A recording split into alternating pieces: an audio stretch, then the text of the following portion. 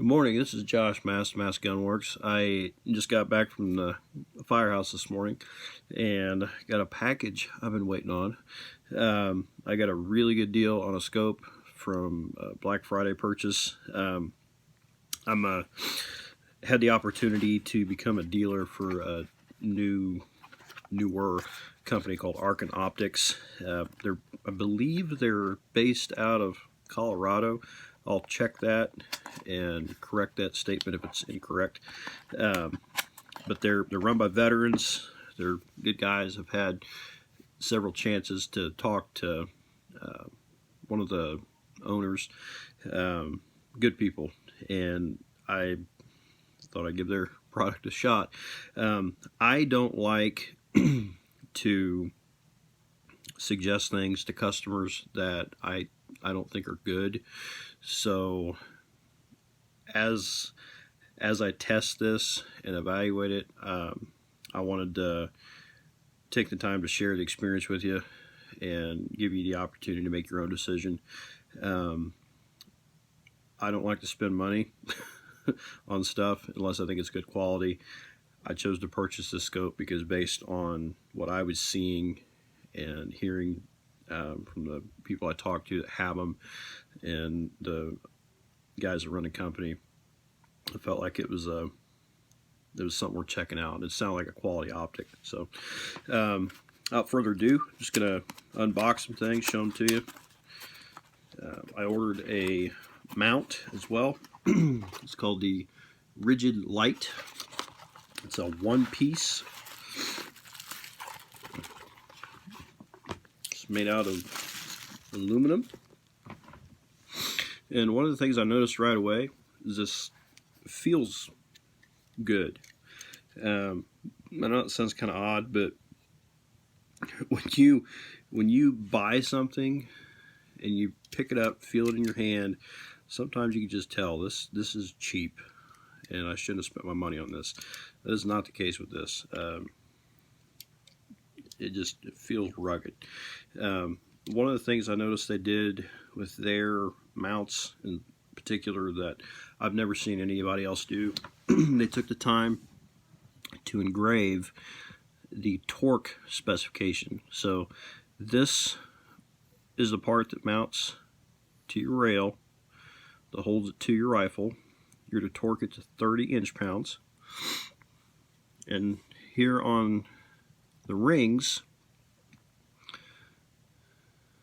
so I get it to focus a little better, you're to torque this to 18 inch-pounds. So right away they've taken all the guesswork out of how much tightness, I guess, you need to put on this to hold it properly. Like I said, I've never seen another company do that, and I've put on a lot of scopes. It comes with an Allen key. It's a nice little extra. I hate having to go find tools to do stuff, and I think it's great when a manufacturer just puts it in the box. The scope I got is the SH4. They have 3, and this was one of the more economical ones. See on, maybe not because of the glare on the end of the box. It is a 4 to 14 by 44 millimeter, so it's variable power from 4 power to 14 power, and then it's got a 44 millimeter objective, and it's a first focal plane, which means as I adjust between 4 power and 14 power, that reticle in my field of view is going to get bigger, so that way the graduations on the scope, like if you have a mil dot reticle, they stay the same distance, so you're able to accurately range find and make quick adjustments for elevation and windage. So scope out here.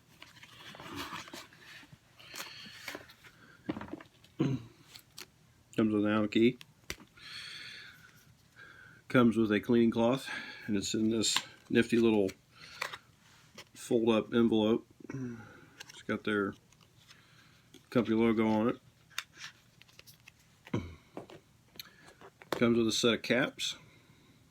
These are just clear plastic, and therefore protecting your glass lenses. It's got a lot of foam on it, which is good. Helps it stay protected in shipping.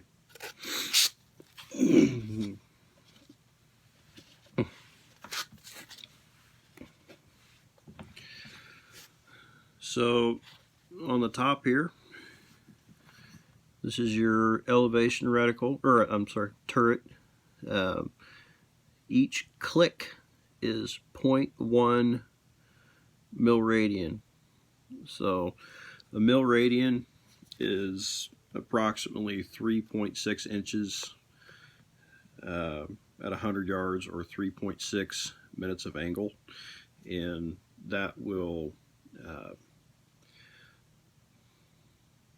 multiply as you go out. So at 200 yards it's 7.2, at 300 yards I think it's 10.8, all the way up to 1,000 is 36 inches. They have a sunshade they've included.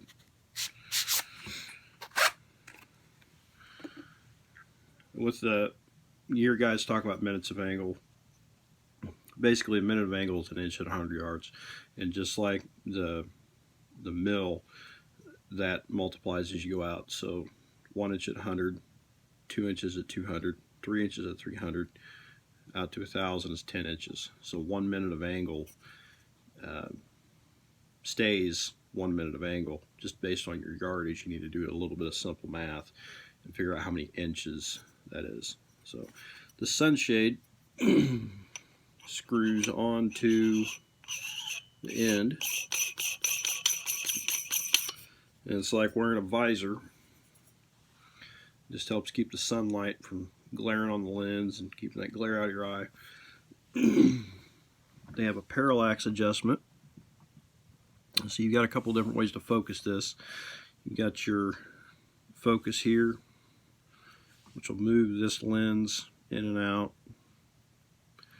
so you get a clear view of your reticle. And then based on whether you're shooting at 10 yards, 15, 20, 25, 30, 50, all the way out to 500 or infinite, you could adjust the focus there too, because if you have a rifle scope set up and it is focused well at 500 yards, it's going to be less clear and potentially fuzzy something up close, say 75 yards. So what this does is it just helps adjust the focus so your reticle's good and clear, and your sight picture on whatever you're taking a shot at is good and clear as well. So these knobs for your up and down adjustment and your left right are pretty beefy. You can feel the click, and you can also hear it really well, and it's not like they're super easy to move, but you don't have to get a pair of channel locks to turn these either. So I'm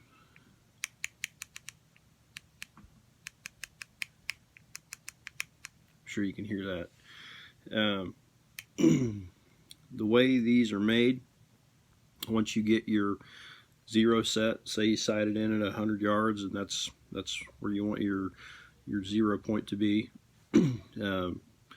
Once you get the scope set, you can take the cap off, turn it to where the 0 is lined up with the hash mark, set it back down, tighten these Allen head screws up, and then you can set your 0 stop. That way you're not able to adjust below that point. You can adjust up all you want. When you come back down to 0, you get a hard stop at whatever yardage you chose to make it your zero. There's not one for the windage, because these guys that do turret adjustments, that shoot competition, or their job is being a gunfighter for good old US of A, you don't want a zero stop on this, because I may need to adjust right, I may need to adjust left. It's based on what the wind's doing at my target, and if I put a zero stop on here, that's going to severely limit my ability to adjust my windage to the left if I need to, or to the right if I need to. So that's why you typically only see it on the top here. But anyway, I'm going to get this mounted. I've got a 6.5 Creedmoor and a Savage bolt action that I've custom built, and we're going to see how this thing does. So as I continue on with this journey of testing and reviewing this thing, I'll keep you guys up to date. And if you're convinced that this is a scope you want to try out, feel free to contact me. You can find me on Facebook, or you just give me a call. My email is josh@j, the word and the letter B, mast, MAST.com. You can also email me, and I'll give you a quote for what one of these would cost. So, and they have an online catalog as well if you want to look one up. So, working on.